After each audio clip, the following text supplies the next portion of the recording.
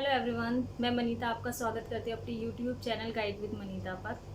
आज हम करने वाले हैं बेटा प्रैक्टिकल क्वेश्चन गुडविल के चैप्टर 4 एडमिशन लिस्ट। गुडविल की थ्योरी हिंदी में मैं कम्प्लीटली जर्नल एंट्रीज के साथ पहले की वीडियोस में करा चुकी हूँ। अगर वो आपने ना देखी हो तो उनको एक बार ज़रूर देख लें, ठीक है। आज हम प्रैक्टिकल करेंगे बेटा। गुडविल 3 टाइप से आपकी फर्म के अंदर आती है। जब भी कोई नया साझेदार फर्म में आता है तो उसे गुडविल आना ज़रूरी होता है।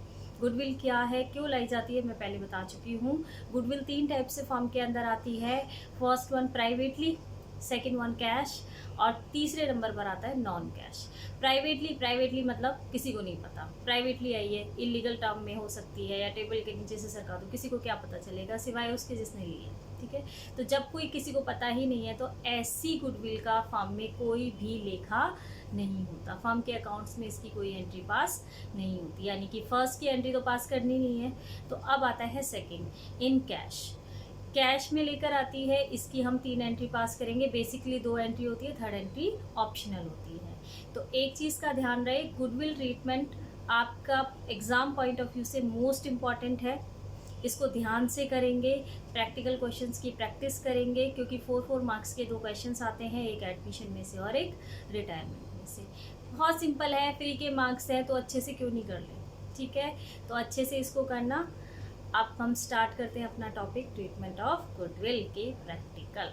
Okay, let's go.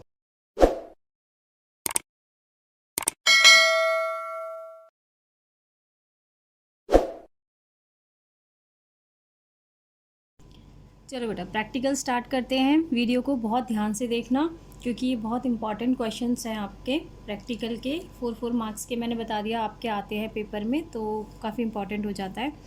मैंने आपको बताया कि जो गुडविल है वो 3 टाइप से फॉर्म में आती है। तो प्राइवेटली जिसके बारे में किसी को पता नहीं होता। एक होती है कैश, यानी कि नगद में लाता है, और तीसरी आती है बेटा नॉन कैश, जब नगद में नहीं लाता।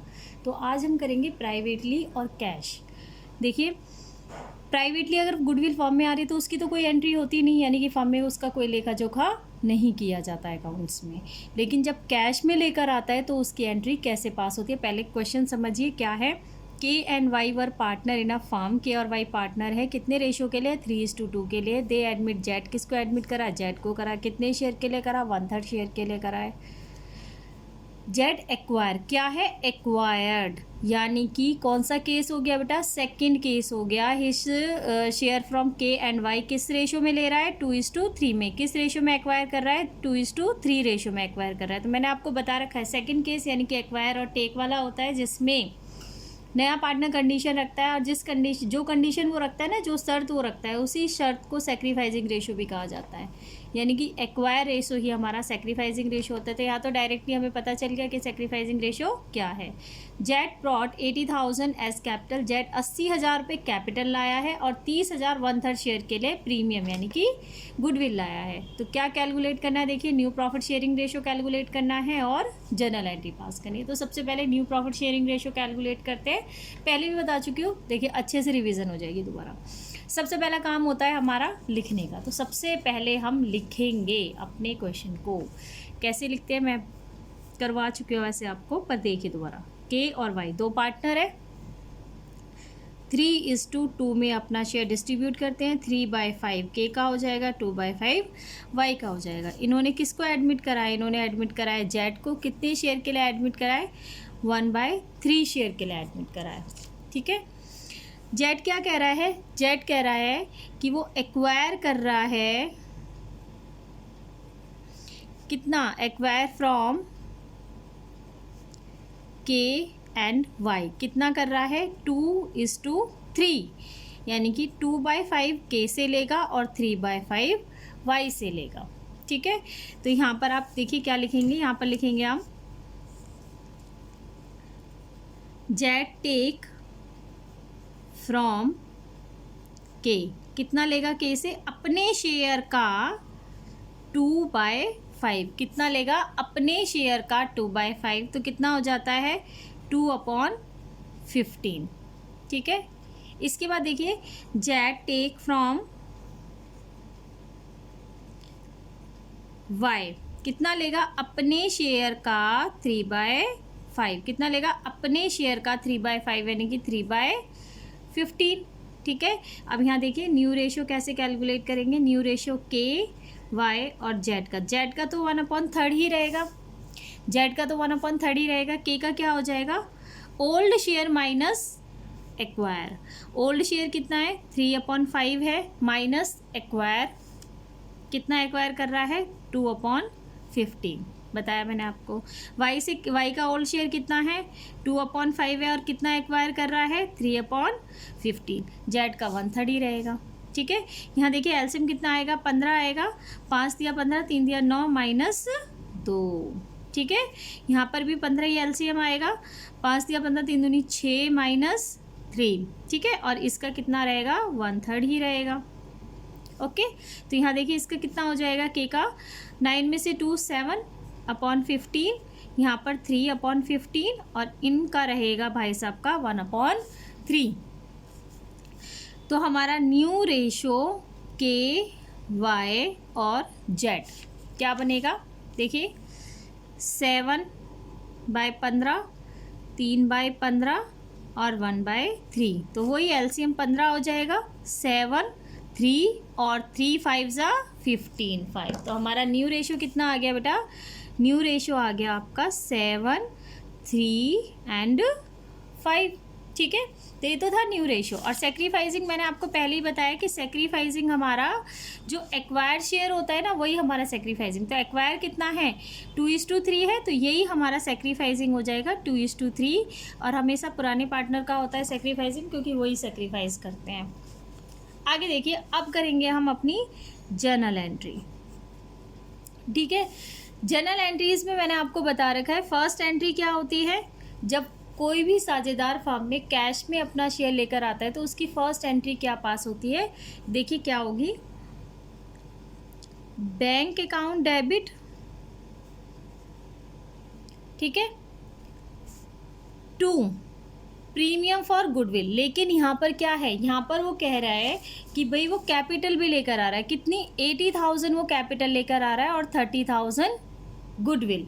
तो कैपिटल को भी एंट्री में इंक्लूड करना है क्योंकि जो जो फर्म में बैंक के तौर पर आएगा या कैश के तौर पर आएगा वो हमें एंट्री भी दिखाना है। एंट्री से ही तो पता चलेगा भाई हमारे पास पैसा आया, कहाँ से आया है, भाई जेड्स की कैपिटल से आया है। तो जेड न्यू पार्टनर्स कैपिटल यानी कि टू जेड्स कैपिटल अकाउंट। और कहाँ से आया है, प्रीमियम से आया है भाई, प्रीमियम फॉर गुडविल से आया है, premium for goodwill, premium for goodwill account, ठीक है। तो कितना प्रीमियम आया हमारे पास 30,000 हमारे पास प्रीमियम आया और 80,000 वो कैपिटल के लेकर आया, बिना कैपिटल तो वैसे ही एंट्री नहीं मिलती। तो 80,000 वो कैपिटल के लाया, टोटल कितना हो गया 1,10,000, कितना हो गया 1,10,000, ओके फ्रेंड्स।